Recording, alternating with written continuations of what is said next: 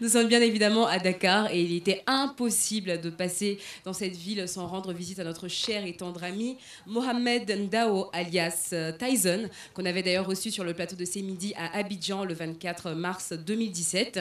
Il nous a reçus chez lui, on a parlé de sa reconversion, on a parlé de son intérêt en tout cas pour la jeunesse, son envie de montrer à la jeunesse qu'il faut travailler, qu'il faut s'intéresser, c'est vrai, au sport mais également à la formation. On regarde ces petits échanges et on revient juste après.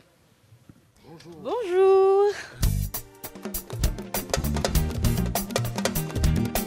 Bonjour Tyson. Bonjour, bienvenue chez moi et puis ça me fait plaisir aussi de vous recevoir aussi ici à Dakar, ici à la cité d'Ilimbaye. Soyez les bienvenus. On vous avait déjà reçu sur le plateau de C'est Midi et aujourd'hui on est à Dakar, c'était impossible de ne pas passer vous voir.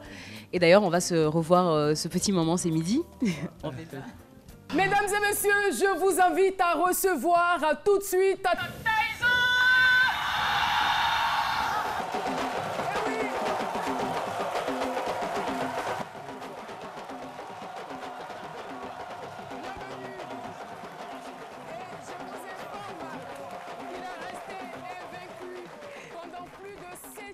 Ça vous fait quoi de revoir ces images? Je pense que ça a été une belle émission, comme j'ai dit tout à l'heure. Oui. Et puis, en fait, le retour qu'on a eu, quand même, c'était intéressant. Est-ce que vous attendiez à autant d'intérêt, autant d'engouement? Est-ce que vous attendiez à un tel accueil, justement, dans un autre pays que le Sénégal? Oui, en fait, avec la magie de l'Internet, avec la magie de la télévision, je pense que les gens suivent avec beaucoup de passion et beaucoup d'intérêt ce sport national. Moi, je suis curieuse de savoir à quoi ressemblent aujourd'hui vos différentes journées. Tous les matins, comme d'habitude, je me réveille à 5 h du matin. Même ce matin, je me suis réveillé à 5 h du matin pour aller courir.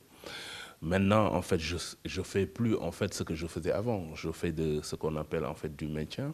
Après, aller travailler par rapport à mes structures que j'ai mis en place dans le cadre de la reconversion. Parce qu'en fait, j'ai une structure qui fait tout ce qui est construction, aménagement dans l'immobilier et tout.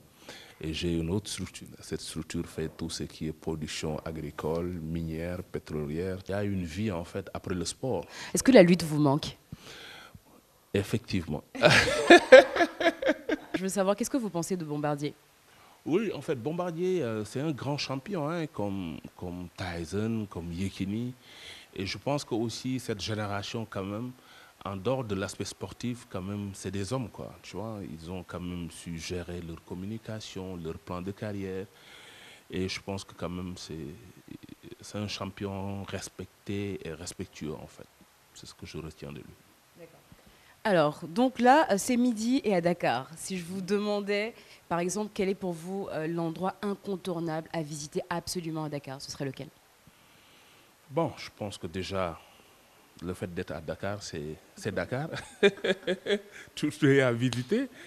Mais en fait, je pense que déjà, il y a des endroits quand même comme le monument de la Renaissance. Je pense que c'est important. Et aussi l'aéroport, quand même, notre nouveau aéroport, quand même, c'est important. Gorée aussi, pour des raisons historiques. Et je pense que Sandaga, le marché aussi. Quel est le plat sénégalais en dehors du tchèp-djen que Tyson apprécie le plus? Le mbakhalo saloum qui est important, qui est très bon, que les Sénégalais connaissent. Et puis en dehors de ça aussi, il y a le soupou kandji que j'aime bien aussi. Est-ce que Tyson sait cuisiner? Malheureusement, non. En tout cas, merci infiniment Tyson de nous recevoir dans votre intimité, parce qu'on est quand même chez vous à la maison. Merci beaucoup. Mais bon, je sais que vous êtes un très bon danseur. Et moi, je viens d'arriver à Dakar, je veux quand même apprendre quelques pas de Mbalar. Avec plaisir. Je vais vous montrer quelques pas.